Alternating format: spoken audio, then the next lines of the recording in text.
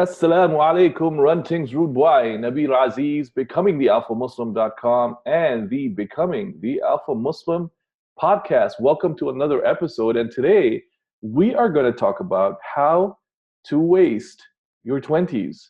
Now, they say that things are known by their opposites, and we hope that in expounding upon these ways, you will figure out the ways to not waste your 20s. And to do this, I'm bringing on a friend of the show, Alexander Juan Antonio Cortes, for his repeat appearance on my show. This is the third time I'm actually interviewing him. One time was for a marketing related purposes because of his skill at email marketing. And Alex is a male ballet dancer, a personal trainer, and a health guru of sorts who writes widely on the very broad umbrella of health and how to achieve good health. And as you can imagine, that doesn't necessarily always only refer to exercise and nutrition, which sort of leaves Alex with an infinite number of topics he can speak about, which he does through his email list, which you can sign up for at alexanderjuanantoniocortes.com. And he emails his list every single day, which is down from 3 times a day, Alex, right? Yes, I reduced it to two. Yeah, from 3 times a day to once a day. Yeah. Is it because you just got busier, or did you feel that there wasn't the additional utility anymore? It was a combination of both. I realized it was a test for myself, honestly, where I wanted to see if I could keep up that level of writing output. So I did it partially as I don't want to say a marketing gimmick, but as a marketing tactic to obviously create an audience, but also as an enforced strategy for myself where I wanted to hone my ability to write to a level where I could do it anytime, any moment, sit down 3 times a day, bang out 500, 1,000, 1,500, 2,000 words, and just have it flow. So it definitely developed that. But then at the same time, I realized for so many months that I wanted the quality of the content to be much higher. Yeah, I wanted there to be maturation there. So that's why I reduced it to once a day, which I think the quality of the emails has stepped up its game since then. And now it's much easier for you to write just one email because you had so much practice writing, 3 times 360 Exactly. emails, which is Exactly. fantastic. I think they say, the SEALs say you don't rise to the level of the occasion, you fall to the level of your training, right? Yes, exactly. Yeah, You're either trained or you're untrained. yeah. And it's the same with physical training as well, right? No, Yeah, exactly. You can prepare yourself obviously to do anything that you want, but your day-to-day functional ability, like everyday strength, so to speak, yeah, that you have at any given time, that's what you will perform at. So, yeah. All right, man. Let's get started. You've actually written about this before, how to waste your 20s hmm as a man. There's an article on your website, and hmm there are several articles of this same, I guess, category that you've written about, and they're always really insightful. It seems like you are speaking from experience. oh, definitely, definitely. Yeah, I mean the how to waste your 20s as a man, like and I hope everyone would, I guess understand this, but like I write from a place always of having lived it out. So yeah, I say wasting your 20s because I wasted a lot of my 20s. The way I grew up in the continental United States, Southern California, I had a very conventional sort of upbringing. I grew up, let's just say, fairly liberal. Went to a public school. Was told to go to college because you go to college just because. Was a part of the self-esteem generation. Went to a state school, got a very worthless liberal arts degree, got a lot of student loan debt, and I it I knew that something was up, so to speak, with the game right around 07, 08 when the Great Recession happened, which was essentially global. And just because I saw this lots of things in college that disturbed me on like sort of personal levels with the quality of education, the realization that I had this excess of debt that I was not going to be able to pay off immediately at all. Seeing people unemployed, seeing the California financial crisis happen. So it wasn't any one thing in particular that sort of snapped me out of, oh, well, I know that what the alternative way to be. The way I phrased it was I saw that the world worked in a way which I was not raised to think that it worked, but I also didn't know what the truth of it was either. So understanding how something is not doesn't mean that you understand what it is. And that took a long time to figure out. Most of my 20s, I'm 28 now, they were spent essentially trying to navigate, reality, so to speak, and develop a better relationship with it. And many, many, many mistakes were made. Henceforth why, I wrote the content that I wrote. Yeah, and it sort of rings similar to some of my experiences because I think you graduated from college, did you? I flunked out the first time around. And what did you major in? Uh, I majored in dance, performance, and choreographic study. Yeah, okay. So, yeah. That's cool, but I mean that's a really interesting major, if anything. But I was in university for computer science, and then I switched majors to computer engineering. And it's not that I wasn't intelligent enough. It's just that I did not have the discipline to put in the work required that's required for sort of an engineering degree. Mhm. And you see, if any of you follow Ed Lattimore's Twitter, he tweets on occasion, even it's on his Instagram, he posts about how much work he has to put in to, finish his physics degree. And that's about the same thing. It needs a lot of discipline, which I did not have at the time. I mean, which is kind of shitty if you think about it, because in your 20s, you're a grown ass man. Mhm. And I don't know why, but we extend adolescence far beyond the teenage years now, and then you never become an adult. In my case, I didn't actually start quote unquote adulting until I got married when I was freaking 28. I mean, I didn't. I honestly, like, when did I start adulting? Yeah, I could say mid-20s, but yeah, I mean, I agree. I think one of the fundamentally core, societal issues is that the way I was raised, at least like within the school system here, was that you were told that your college time was like your chance. Well, just you get to figure it out, and if you don't have a major, actually, if you don't have a goal, still go to college and just take classes anyway and go to four-year school because you'll find something. So you get told that, and then you're told like take your time and don't worry, like you have all the time in the world.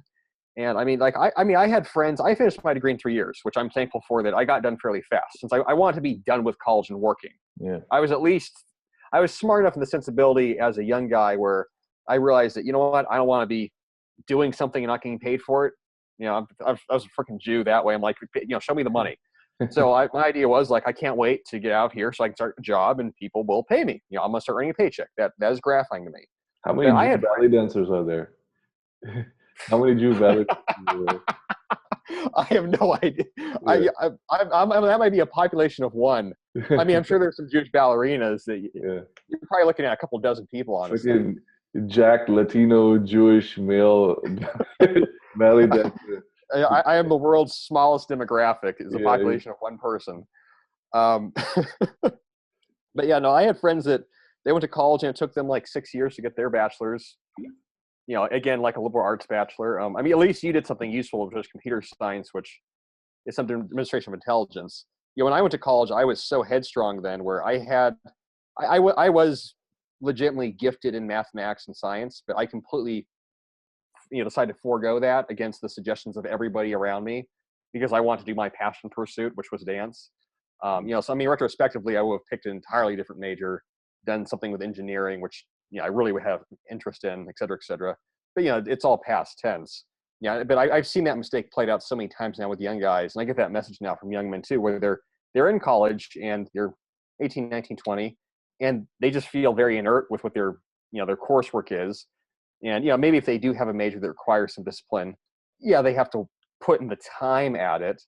But then they see people that are similar to them in age or the same age who are being entrepreneurial, starting a business, or working online, or just working period in something, and they feel like they're behind. And I can't tell them that I can't tell them that they're not, honestly. So whether college is a good decision or not, that's a critical area where I've said this many times over. You have to really pick your major wisely and have a plan of action post graduation. And that's something that I don't know most people are taught. You're taught that you're going to get the degree and hopefully there's a job, which I've seen successfully a few cases of the outliers where the kids, they go to school, they start they're getting the major, but then they're also networking on top of that. They're building business relations on top of that. They're developing essentially a plan of action on top of that, And then when they exit, there's not that jarring of reality where they have 6 months until they start have to paying bills. And I guess I better start filling out applications. They've already been doing that. They have the skill sets in place to be hired by the job market. But it also comes from specific fields. A lot of things now that are, obviously you can always harp on liberal arts. A lot of things don't have actual careers to them. It's essentially just, you just studied something very expensively. Yeah. And I don't know how expensive university is right now, but when I went to school, tuition was, I mean, I think my dad paid for it. I didn't, so I had, and that's a rarity where you can have your parents pay for your entirety of a 4-year college now. But I think it costs overall something like 100 grand. So let's say 25 a year Mm-hmm. for an engineering degree. And this was fucking in 2000 and not even from like 2000 to 2005. Okay, so you can imagine how much more college has gotten expensive over those years. And then I think we're probably of the same sort of opinion now that that going to college is not necessarily the best idea in terms of your long-term professional development and even financial health, especially if you are if you're somebody who needs loans to pay for it. Mm-hmm. So, how would you recommend that people sort of avoid that if they do decide to go to college, or if they don't decide to go to college? And I think you've already sort of answered it Yeah. partially. No, I mean, it's a good question. Like if you're going to go to college, if I was to, I have a number of young kids I advise on this now. You want to make it as efficient as possible. Where so for example, your general education requirements. If you can satisfy those going. Can I interrupt you for a second, Go ahead. Alex? Go ahead. Since we're sort of framing the interview in the sense of what not to do, maybe you could answer it in that way. So this is what you don't do. Yeah. Yeah. Okay. Don't. Okay. Yeah. Good. That's a good way of putting it. Okay. Don't do this. Don't pick a school based upon just like prestige, and then go to that school. Don't pick a 4-year university without any plan. Go there and start doing your GE requirements and take 3 years to do them. Don't do that. In fact, don't go to a 4-year university for GE requirements, period. It's a waste of money. You're going to be in an impacted class of 300 people, 200 people in a lecture hall, and everyone's going to be high. They're all going to be tired. They're not going to show up half the semester. It'll be another waste of your time, and you're going to be $50,000 in the hole for it. Don't do that. In fact, if you don't have a plan to get a degree from the first day you arrive at university, don't bother showing up. Don't. You're going to waste your time. You're going to waste your time because you're going to be half-assing it the entire time, waiting for some blast of insight of, well, I'm going to figure out what I want to do. If you have no idea what you want to do, go work. Go work and live in the real world for a bit and try and pay your own bills, pay your cell phone or something, live at home, but don't go to college to figure yourself out. That's a dead dream. That's a dead pathway. Yes, I'm sure there's exceptions and people can call in and say, well, I found myself in college. Great, fucking good for you. Don't do that though. Because for everyone that succeeds doing that, there's 10 other kids, guys, girls, that all they have to show for it is a bunch of student debt, loans, and they are 27 and they're the prototypical barista making my coffee. Yeah, and it sucks because isn't it sort of the lie that we're all told that go to college, once you're done with your 4-year degree, you're gonna a job is gonna magically show up, and then you're gonna be able to live your dream life and live the American dream. But then now you end up exactly like you said. These people end up in freaking Starbucks serving coffee. Yeah, it's a weird lie, but I also realize too that college is at least in the United States, it's a federally supported racket. It is. It's a system. The cost of education has massively gone up.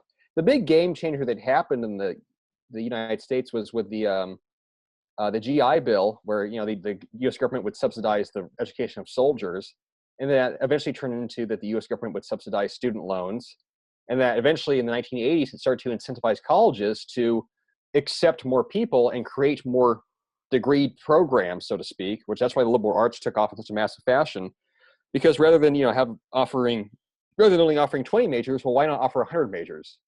And then you can have, 5 times as many students when you go from 20 to 100. And then, Mm. well, guess what? Well, how are the students going to pay for their education? Well, you know what? The federal government will, pay for their loans essentially. You can take out loans from them, and you can never defer those loans. You can never dispel those loans. And the cost of education from 1980 to now, it's massively, massively, massively gone up relative to real income and wages. If you look at statistics, income's inched along or gone down in terms of, your actual buying power of your dollar.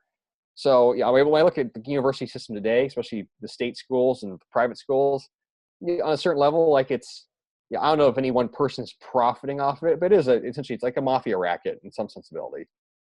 And I guess the Federal Reserve is going to get that money eventually. So, And isn't it the case that you can never file bankruptcy for your student loan debt? yeah, you Is can never that? discharge those loans. Yep, they will Yeah. they are with you until you die. Not to imply that you should be able to declare bankruptcy and get rid of them, but Yeah. the fact that they are with you regardless of your financial health destitution. Yeah, again, the U.S. government, like, who gets that money? You're paying back, Uncle Sam. That's nuts. All right, cool. Okay, so then what's next on the list? I suppose if let's say you do somehow end up in college, um, what should you not do? Let's say with the people around you. Well, like college, what you don't want to do is just waste your time with shitty people. Essentially, as I often like to say, is to make it simple. The great downside for a lot of kids, just in general, is that they arrive in that kind of atmosphere and they use it just for pure hedonism. You're away from your parents. There's usually some degree of, alcohol, drugs, or just general, this rambunctiousness. You're around perhaps the opposite sex in a way that you haven't been before. There's always those people who like to party. There's perhaps some party scene, so to speak. So you get caught up in that. You get caught up in doing that. And then aside from the fact that you probably get poor grades and waste a lot of class time, your general way of being becomes very lackadaisical. So you are in a place that historically was designed for concentrated education, self-study. 100 years ago, if you went to university, it was because you were going there to learn. You weren't going there to get drunk and do keggers and blow out some girls' chest cleavage. But that's what a lot of kids do. I mean, there's kids that really pick schools because it's a party school. So then you get in that kind of environment, and it like you said, it extends out your adolescence, where now you're just essentially you were a teenager, and now you're just a very poorly behaved young adult. And you really can't call yourself an adult because you're not behaving in such a manner that would be considered adult-like. And if you do that at 18, 19, 20, 21, 22, the way general pattern I've seen is that usually most people burn out partying by maybe their third, fourth year. But, they have this wild atmosphere, and assuming they even graduate at all, they didn't get into actual society, with professional responsibilities, and maybe they are in a job environment, and they have no idea how to behave. And they have no means to essentially enjoy themselves and have fun. And their idea of having fun is complete disregard for responsibility. And all their friends are the same way. So, I have, there's some people I follow on Twitter, I've seen use their college experience successfully. But for a lot of kids, it's a massive time sink that way. And I'm not against partying that way. Obviously, people are going to have fun regardless. But you can use that constructively, or you can detract from yourself. So which one is it going to be? There's no way you can tell me that showing up drunk every day for class, or passing out drunk multiple times a semester, or wasting a whole semester, or needing taking a semester off, which there's all these situations that arise. That's not good for you. And you're also at the same time developing health habits just in general, mental health and physical health habits that are going to negatively impact you in a very short period of time. Leaving college 30 pounds fatter, with a beer habit. What for? Yeah, and for the audience listening who are primarily Muslims, who might be thinking, "Oh, that would never happen to Muslims. We don't do that."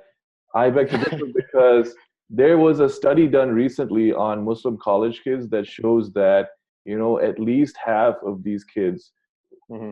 I think they self-reported at least, so at least half of these kids are, engaging in these sorts of activities. So for the aunties and uncles who may think that that's not going on, that's not the case. That's a really good point. And the other thing is that sort of when they come out of college now, they feel entitled to a good job, a decent salary, and all of these nice things. when they actually have not developed the skills to work for it, and they've spent 4 years basically goofing off, right? Yeah, well, because the university environment, like, what you don't want to do is give yourself false expectations, and that's what a lot of kids do. The way that many university environments have gone is that the schools, they want you to be there the whole time, and they want you to get the green pass. Essentially, in a way, they lose money if you drop out. Now, that's a loss of income, essentially. Like your $20,000 a year is gone. Mm-hmm. So you have these environments now that are not necessarily always academically rigorous, and people are able to get by doing the bare minimum, but they still get, that piece of paper in their hand or that diploma. You still look at the plaque, and then you enter into society, and you have, you don't realize it, but you've internalized this set of expectations that simply by doing enough or doing the bare minimum, or you wanting something and you putting yourself marginally within the environment for it, that's supposed to be delivered and come to you. There's a complete lack of patience. So I don't know that, I don't say that millennials are the worst generation. Millennials have a lot of good qualities, but if there's one factor, it's the patience factor. It's just the patience factor. Millennials. Yeah, we are millennials. We're fucking millennials. Yeah, it's millennials. But that's why I see with this generation of people at our age, like it's the patience factor where you don't get something just for showing up. You don't get something just because you tried, not even hard, but you tried enough where, well, look, no, I made an effort. I worked. I had that happen when I was a manager at gym chains, where a lot of the trainers, again, we're in the same age bracket, they want to get by. Like, that's all. They were only willing to work to the level of the minimum, and that was it. And the incentive for them to work harder, which will, more money, or just not even more money, but on a personal basis of, don't you want to have some level of excellence in what you do? It wasn't there at all. And trying to introduce the ideas to them, it was just utter cognitive dissonance. Yeah, for sure. And you touched on health, so let's cover that next. What shouldn't you do to your health while you're in your 20s? 20s. So, health is obviously my thing. So this is a thing when you're in your 20s that you have to consider. There's a bunch of factors to this. So your metabolism is always going to be at an all-time high in your early 20s, just across the board. Even if you don't take care of yourself in your teens, hypothetically, it's still at an all-time high. At the same time, in your 20s, you have the highest level of metabolic resilience that you're ever going to have. So you can get away with a lot. What I see happen with both men and with women, but I say both sexes equally, honestly, is that it's an assumption that because you are relatively normal body weight now, or relatively, let's just say, normal size weight now, that's going to endure throughout your late 20s into your 30s. And what happens is, in your early 20s, your lean body mass is typically at an all-time high. So you're at the most muscular that you will ever be in your 20s. And you can extend that window, but again, we're speaking of mistakes, but no one thinks this way.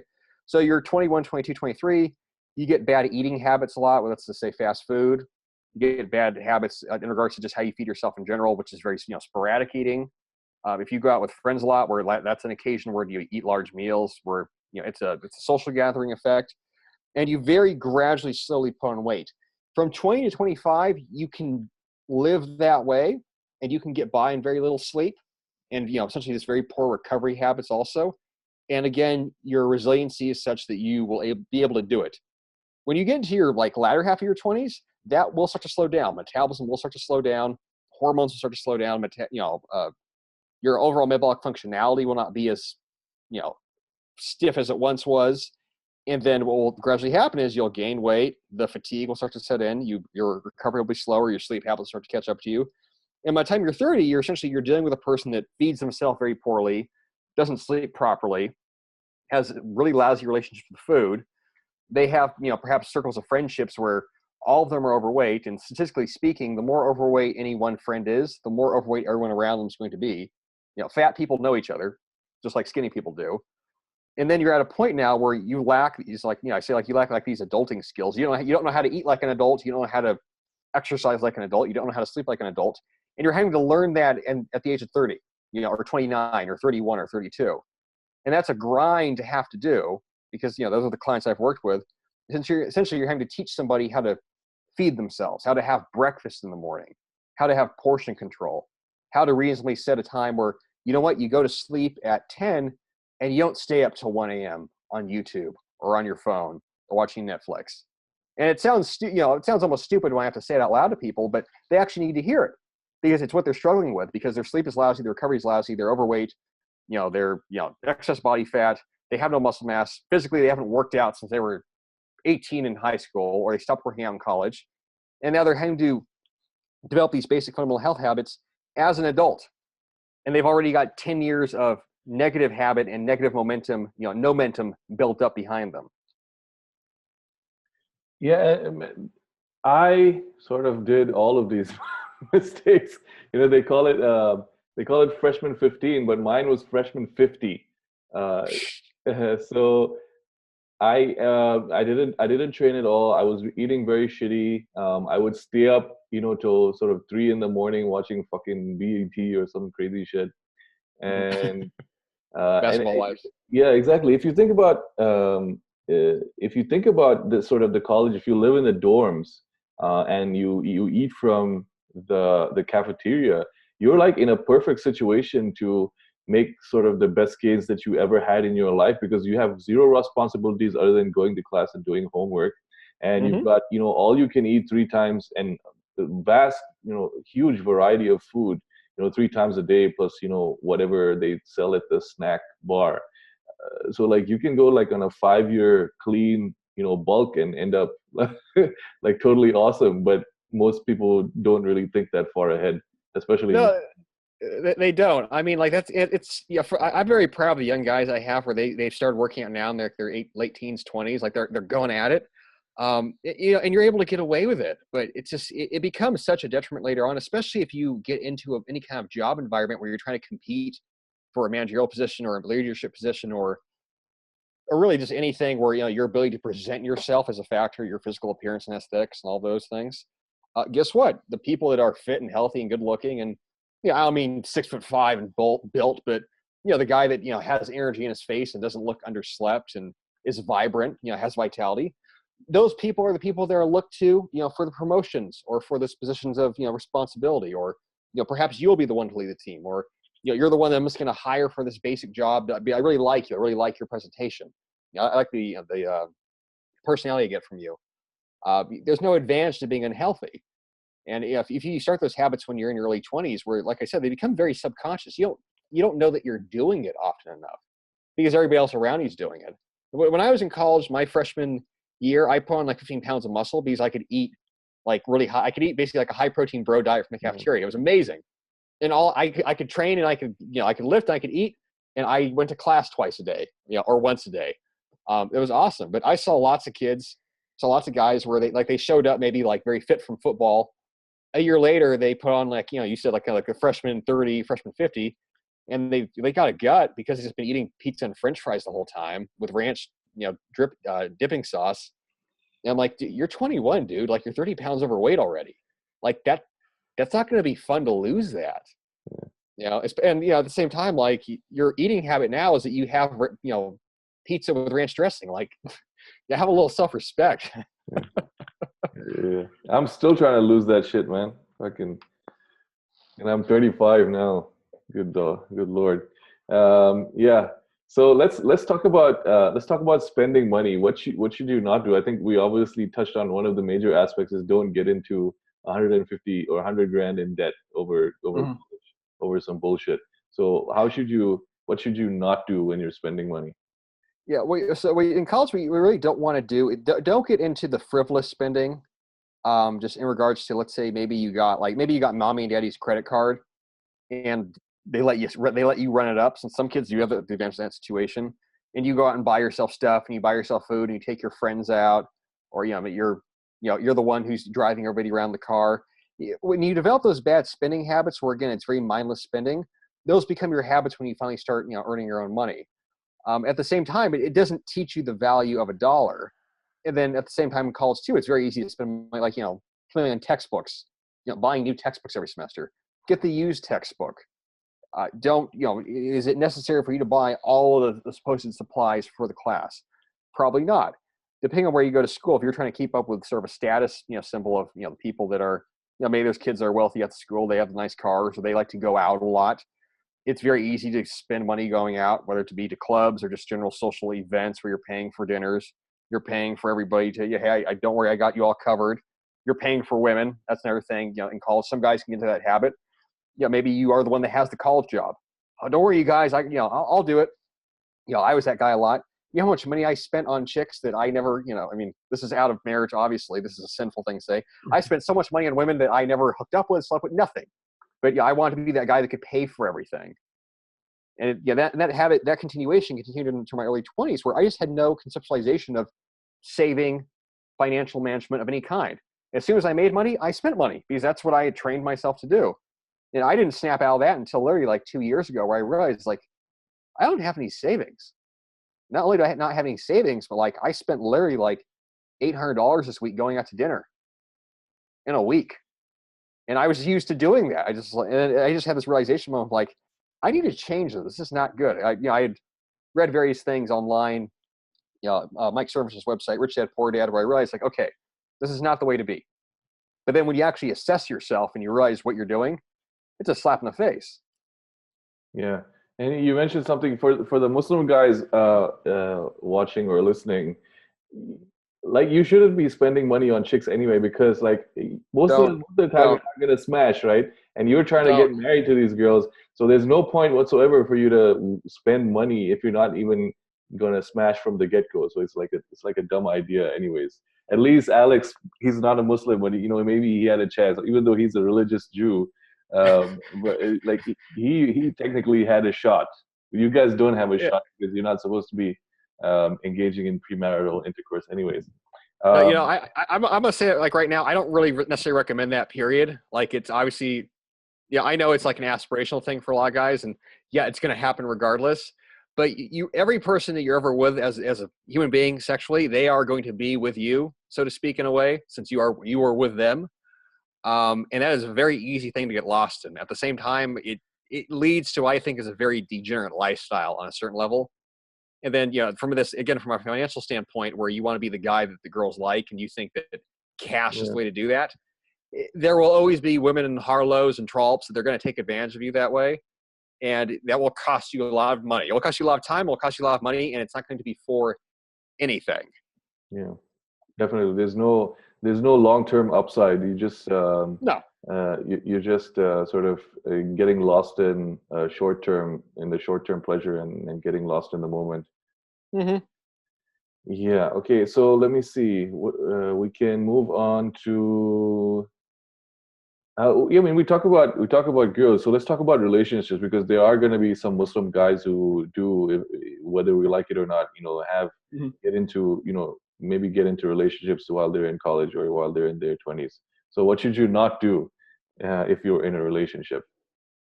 What you don't want to do in a relationship is become a slave, so to speak, to the woman. It's very easy for young men who are inexperienced, where you want to be, sort of like, I don't want to say even a people pleaser, but you want to be like a female pleaser. You want to make your girlfriend happy. You want, to get along with her.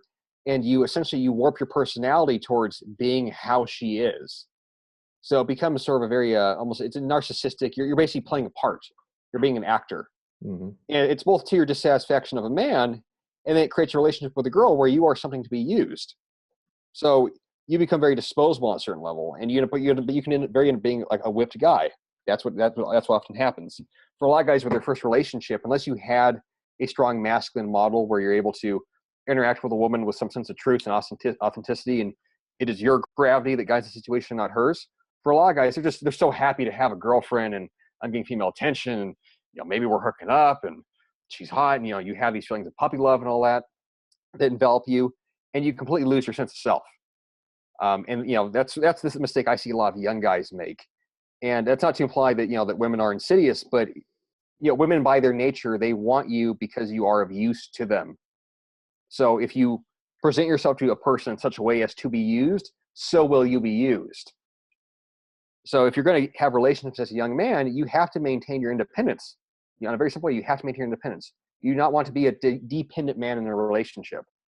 Because if that relationship ends badly, which they often do, that's going to skew your sense of relationship reality for the other relationship you're with. That's going to be your frame of comparison.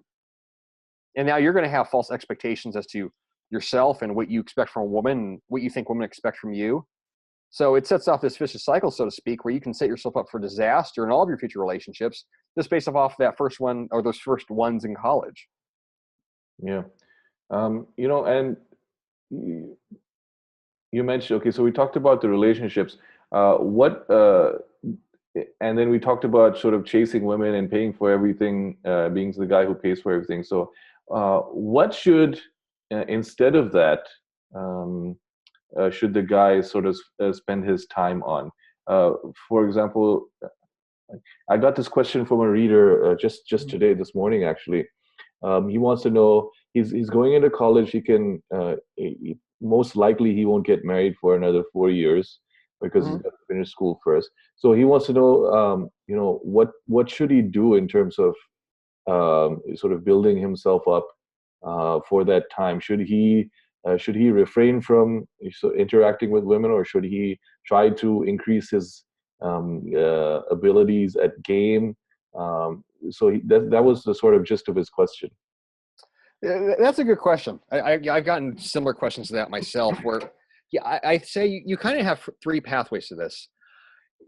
I would say the most studious and probably most responsible would be just to not focus on women while you're in college, unless it's by happenstance, so to speak, that maybe you meet a girl in class, you encounter somebody in lab, that kind of setting.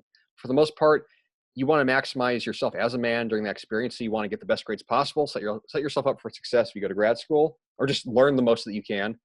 So get the best grades possible, take care of your health, develop those good health habits, develop a good circle of friends, network, start building up your platform for your life while you're there. That's what you should be putting your energy into. If you want to put some energy into women, you have to ask yourself, what level of distraction is this? If this Mhm. is going to detract from my momentum, then it's ill-advised. Maybe you're still going to do it regardless, but it's going to be ill-advised. Yeah, and I've seen guys spiral out of control with that just because they got distracted literally by girls or a relationship that ended really badly for them, and now they're depressed, sad, in a funk, and they still got a year left or 2 years. So you have to ask yourself that. If you're going to be, if it's going to be a massive distraction for you, focus only on yourself. If you have some, let's just say, I don't know, I say game, but you have some sense of, independence and just your own confidence where you could say, you know what, that's not me. Like, I don't have a problem talking with women. Okay, then go ahead. But again, be very, very judicious about what you invest your time and energy into. For young guys today in the modern world, I would much more rather advise you to maximize yourself in college exclusively, be narcissistic in that sense, make it all about you, get out of college, put that work in with building your career. And maybe in your late 20s, you can have that phase of life, so to speak, where you can date, you can spend money, you can, maybe find a woman, or find women. But now you're in a place of independence and security, and you have some definition of your masculinity, and you're not going to be sent into a tailspin like you were in your early 20s. Yeah, at the same time, with that, if you want to try to learn game in college or learn about women, you can start learning about women at any time. And it does depend, I suppose, on how you grew up. Some guys are just very clueless when it comes to girls. I realize that. Most So Muslim guys. so if you want to make, if you want to make game your thing, you can. But understand that with all the stuff that you read with this, you're still interacting with another human being. You're not interacting with a scheme that you read. You're not interacting with like a conversation script, and the girl's going to react according to this way because that's what the book said and she didn't react that way. You're interacting with another human being. So if that becomes highly stressful for you, again, it's this distraction. One of the things when I was in India that, to throw that in there, that I really liked, that there was a girl that I knew in India while I was living there. She was Sikh. So she's from northern India, and she was in her mid-20s, and she described how she had gone to college and she had tried to date and have relationships, and it was just a complete disaster. It just was a disaster for her. She got her heart broken, dropped out, had to go back. And obviously this is a woman, but it was interesting to me because she made this point where she's like, in my culture with Sikhs, the way I grew up, like it was fairly separate, which that I think that's a good thing in many regards.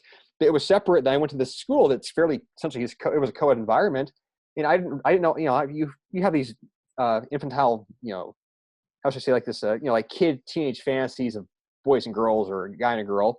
And I tried to live them out, and the whole thing was just painful for me. And it made me really appreciate my upbringing where there was some sense of polarity, and now she was trusting her parents to find her a relationship because she realized that on an emotional level of this emotional maturity, she really couldn't trust her own instincts because, she was going to be very persuaded by things that were probably, not necessarily that good, or she fall for the wrong kind of guy.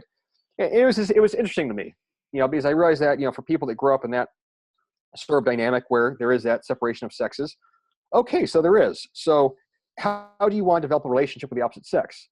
Do you want it to be a mess? Because if you do try to do that in college, for a lot of people, it's going to be a freaking mess. Yeah. If you think you can be the outlier, if you think that you can, by all means, go ahead and do so. Read everything that you want. We could throw out book recommendations and do this and do that and go to these environments. Have at it. But more likely than not, it's just going to be a halfway enjoyable, halfway painful experience. And it's something that you could better experience at a better time that would serve you to a greater purpose if you wait on it and use college to your full advantage. So, my overall recommendation, as I kind of circled through my whole web of thoughts with that, just focus on yourself, gentlemen. College is for you, about you, to create you. It's not to go skirt chasing. Yeah. And that is fucking excellent advice, actually. Dare I say Islamic advice. This is really, really good advice, actually, because at no other point in your life will you have 4 years uninterrupted to really just work on making yourself the best possible man you can be. There's like this concept in the manosphere called monk mode, where you would just retreat into yourself the way, master warriors, will retreat to work on their spirituality and things and their techniques and things like that. So that's one aspect of it. You have the uninterrupted time to to just work on yourself. Mm-hmm. I would just add to that and say that just like people guys have this the friend zone thing with Muslims, we have the bro zone, where the Muslim girls will sort of decide which of the guys is marriageable material and which of the guys is like he's like my brother. Okay, so you don't want to be in oh god. Okay, the bro zone is death. Okay, and how you get in the bro zone is by trying to be friendly and chatty with all these women, because once they get comfortable and familiar with you, you're going to get friend zone / bro zone. So you have to always keep that aura of husband material about you. Mm-hmm. If you do decide to interact with these girls, especially these Muslim girls, I would only interact with them to go on, let's say, a coffee date or a halal date in a very public place, just for the purposes of getting to know them, whether you might be compatible to pursue marriage down the line. And that would be the only time I would interact with these girls. I would not, hang out with them. I would not, spend too much time at the MSA with them, because every single interaction sort of increases her familiarity with you and reduces your mystique. And then you do want to sort of interact with a few more females in general, just to get a feel for the social interaction. But then in terms of chasing them for relationships and things like that, that's probably a no-no. And most definitely do not become their friends. You know what? I totally agree with you. Actually, this is phenomenal, since I just realized your audience is obviously Muslim, so I can speak freely on this. So I don't believe in men and women being friends, really, just period. You can have those relationships where you know a woman perhaps through a working environment, or a woman because she's a friend of a friend, or perhaps a relative, et cetera, et cetera. But men and women occupy different spheres of being, so to speak, different spheres of reality. As a man, the woman you're going to spend your life with is going to be your wife, hopefully. That's how it should be. So as a man, when you're building relationships with women, like you just said, your goal is not to be their friend, or I want to be this girl's bro. And for a lot of men, that's what I realize they fall into that. And if you don't spend the time developing yourself, even if you don't want to be in the bro zone, you'll be put there because you don't present yourself as being a marriageable man. You're not the man that they want to be with. You're a guy, well, we can hang out, we can spend time together, or like you said, he's like my brother. Like that's terrible. That's like, Jesus, my God. The worst, you don't want that thing. That is insidious. And I'll share a personal story in this case. I think will perhaps resonate with your audience. So I'm Jewish. My aim is that I want to marry a Jewish woman. I wasted a lot of my 20s not being friends with women, but I wasted a lot of my 20s going after women, dating, hooking up, etc. Wasted a lot of my 20s just financially, was very frivolous.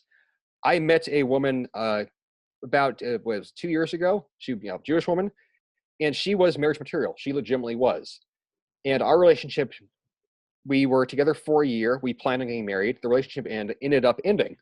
Part of the reason why it ended was because I was not marriage material in the sensibility that I couldn't provide financial security at the time. I couldn't provide assurance for the future. I couldn't provide what she needed as a man. As a Jewish man, you have a list of expectations and responsibilities in terms of having a family, providing for a family, being the provider. I could not execute those things at all because of how I spent my 20s pursuing the wrong things.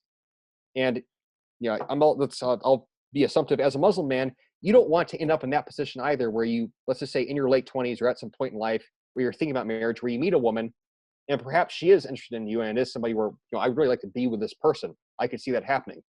But if you're not in a position to be a husband, guess what? You are putting yourself in jeopardy, immense jeopardy. And that could be a loss of something that you have regrets on.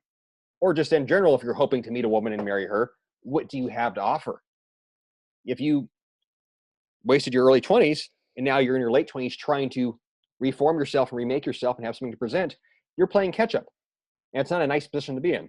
That's not just a blow to the ego, but it's a blow to the self when you realize that you could have spent your time better that way. So, personal lesson from me to you, don't do that. Yeah, that leads perfectly into sort of the next point which is sort of, just waiting for things to happen, which in general I guess shouldn't be something that anyone should do, but it's like even worse for, men who sort of are tasked with the responsibility of being, leaders and patriarchs and fathers. So maybe you could touch a little bit about that.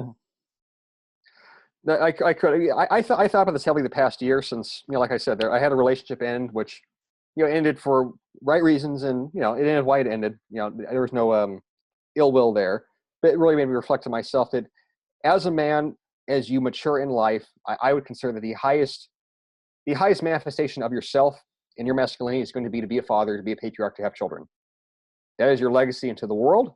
That is the best of you that is going into another being. That is going to be your opportunity to take a human being, take a child, take a son, take a daughter, and raise them and leave life better than you found it with the pieces of what you were. That's a serious responsibility. That doesn't happen by accident. That comes with certain, like I said, requirements. You have to be able to provide for people. You have to have the paternal instincts to not just provide, but also to love somebody, to be a stabilizing force for somebody, to be able to take care of children every day and have the patience to do so, to have the maturity to do so, where you don't feel like you're failing constantly, even if you might be. That takes a lot out of you. And until you have children, you're selfish. You are. Like I know that now. Anyone that doesn't have kids, you're selfish, and you don't understand what it means to care about somebody until you have to take care of somebody. So as a young guy in your 20s, the stuff with game and all that and stats, whatever. That's not the ultimate realization of being a man. Being a man is going to be being a father and being a husband. Are you preparing yourself for that now? Are you developing responsibilities now for what comes in the future? Are you going to be able to provide, pay for on a certain level, be able to afford your kids' education, send them to the schools you want, live in the house you want? Women want things. Women want a nice house. Women want financial security. Women like to be bought things. Or even if they're not the type of materialistic woman, women still like to have a home that they can present to people, and it's a safe space, it's enclosure, and it's filled with love. That's going to take certain things on your part. Are you setting yourself up for that now? For a lot of young men in the world, I don't think that they are. There's that narcissism that comes with the millennial generation where it's very much about us. And a certain level, that's good. On a certain level, yes, it is about you. But when it's not about you, are you going to be ready to make that transition? If you don't know how to be that man, and you've not prepared to be that man, and you don't have the skills to be that man, that's going to be a very, very, very rough experience. And that's divorces, etc., broken marriages. That's how that happens. Yeah, and I think to a certain extent that I think as parents, it's more of it's just as much a responsibility to just start them on that road. At least I know if I have sons, I have only daughters now. I have 3 daughters. So it would be my responsibility to start them on that path while they're at high school age, just so that they have enough of a head start.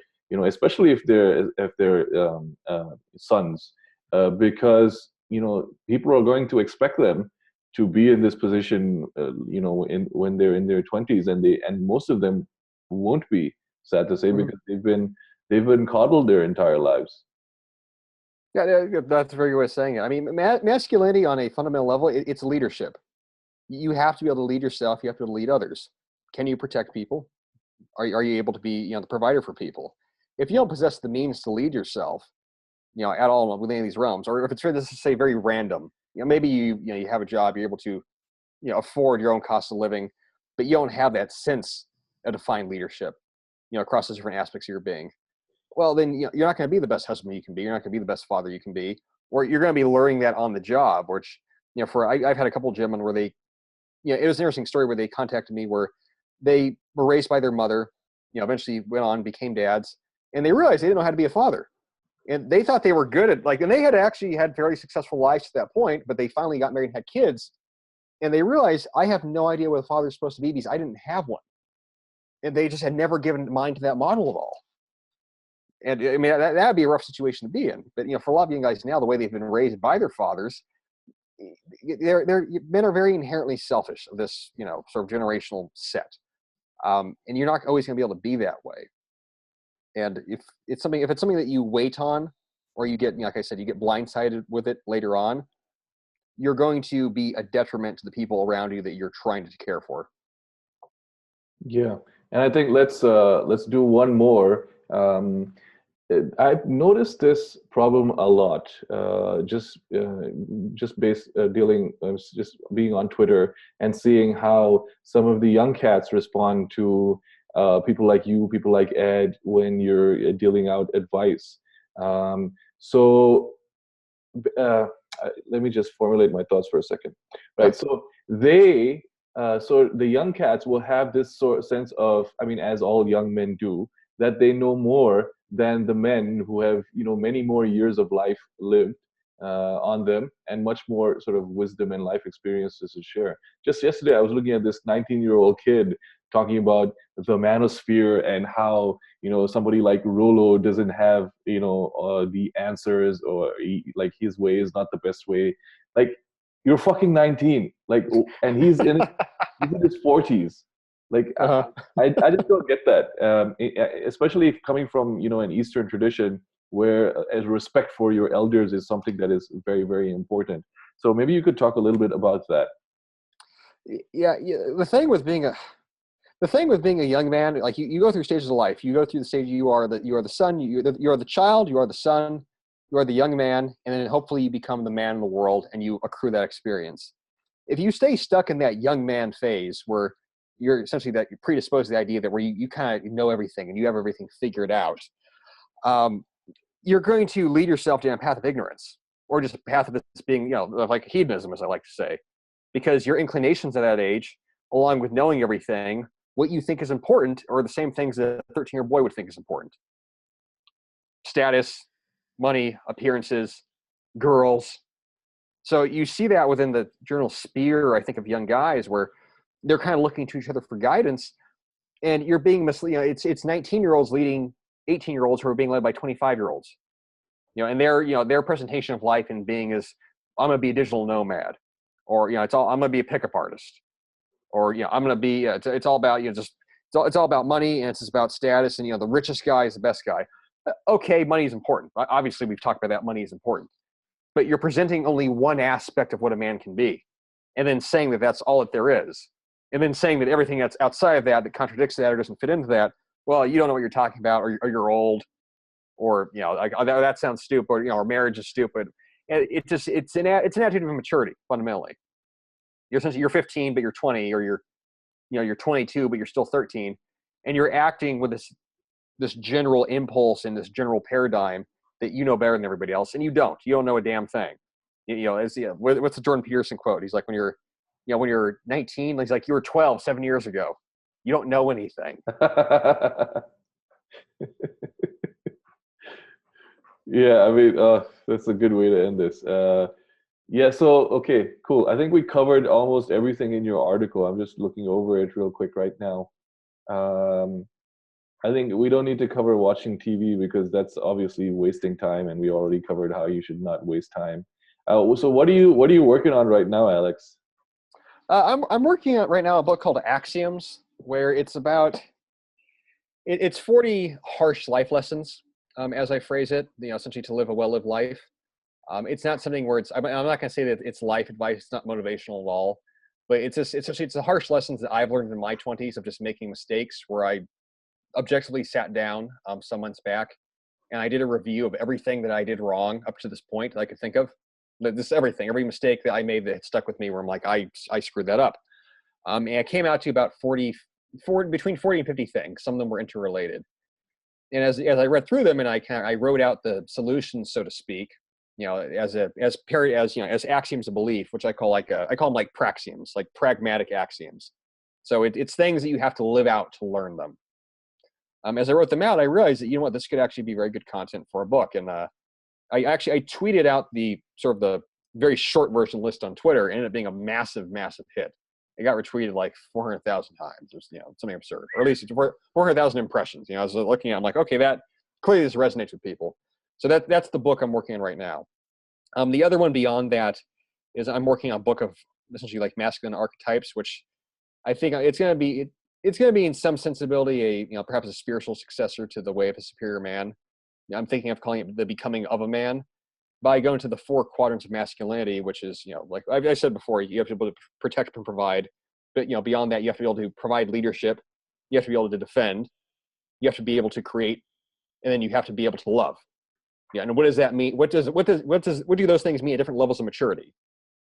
Because the archetypes and those qualities that you live out when you're, like we talked about, like when you're 19, they're not going to be the same when you're 30. And they're not going to be the same when you're 40.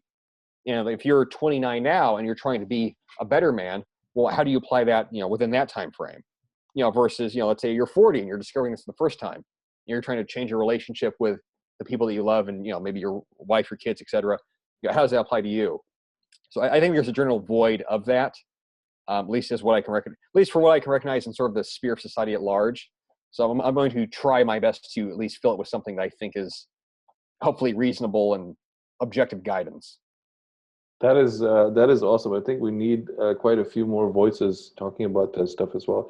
I'm fascinated. How did you end up with the number 40 on the axioms that you're writing? Is it just that you started writing them and you ended up at 40, or is there some sort of purpose behind the number? It was entirely random. It was just end up being 40. I don't know if that has significance to you, but I just went through, like I said, sort of my life and thought back to, teens. Like my first major critical mistake I can remember making when I was, I guess like in high school, I just wrote down like, I should have done this and I should have done this. Yeah. And then it was not just what I should have done, but it was also what was the belief that accompanied me doing what I did, and what would have been the tonic belief for that. So yes, it's very easy to say, well, I've made a lot of mistakes. Okay, well, learn from your mistakes. But what was the mentality behind those mistakes? Because if you can dissect that, then you can change your way of being. If you're just listing things you did wrong, anyone could do that. What did you do wrong this week? Oh, I did this, should have done that. Okay, well, what was your mindset at the time? Let's get into that. And then you can actually extract something meaningful. But that was the process, ended up being 40 things. So yeah. Now the reason I asked you is because in the Islamic tradition we have a long-standing tradition that's been repeated many times of scholars or intellectuals or academics gathering 40 sayings of the Prophet Muhammad in a collection. It's the most famous of which, and they all tend to be sort of cornerstone pillar collections. So the most famous of which is the 40 Hadith, which ended up being 42, of this Islamic scholar named Nawawi. And he gathered 42 sayings of the Prophet, which basically encompassed the entire religion. And then many Islamic scholars after have replicated that. So you will have 40 hadith of a specific category of types of hadith, or 40 hadith on a specific topic. And that's been repeated throughout our tradition. So that's why it sort of jumped out at me. Yeah, I honestly had no idea. I'm looking this up right now, and it just can't believe there's a lot of matches obviously in Google. Yeah, I had no idea. Huh. Yeah. Wow, that's what a coincidence. I'll send you the link to the most well-known one. No, please do. So yeah, that's funny. I mean, it's not funny, but I guess it's serendipitous that you're working on this. Yeah, cool, man. So, okay, so if people want to stay in touch with you and know more about the work that you're doing, what's the best way to stay in touch? Best way, email us, since that's you have the most direct line of access. Plus, I answer everybody. You can sign up, Alexander, Cortes.com. Go to contact, put in your email. If you want to just say hello, absolutely feel free to do so. That's the best way to reach me directly if you want to have dialogue conversation. Aside from that, I'm also very active on Twitter as well. AJA_Cortes have the Twitter handle. I also am on Instagram and Snapchat. I have a lot of young kids that follow me on Snapchat. So if you want to follow me on Snapchat, that's another option. Yeah. Which I'll give you. Yeah, that's what's the Snapchat? I think it's Sarah Lion. I'll have to give you the social media contact, but I'm pretty available, largely through the social media channels. Cool. We'll drop all the links in the show notes, man. So yeah, and you should definitely sign up for Alex's mailing list because you have a direct email line access to him. He does respond to. I'm not sure if it's all of the emails that he gets, but he definitely responds to a significant number. I would say the vast majority of emails that get sent to him. So that's definitely a way if you like to pick his brain about things on health, nutrition, exercise, or just life in general. That's probably the best way to get in touch with him. And obviously, he's quite active on Twitter. So for more of your short questions, you can get in touch with him there. So Alex, man, I just want to thank you for taking your time to give us this hard-learned, hard-fought wisdom. And likewise, thank you for having me. And just thank you in general for all of the benefit and wisdom you've brought into my life. So thank you. Ditto. Thank you as well, my man.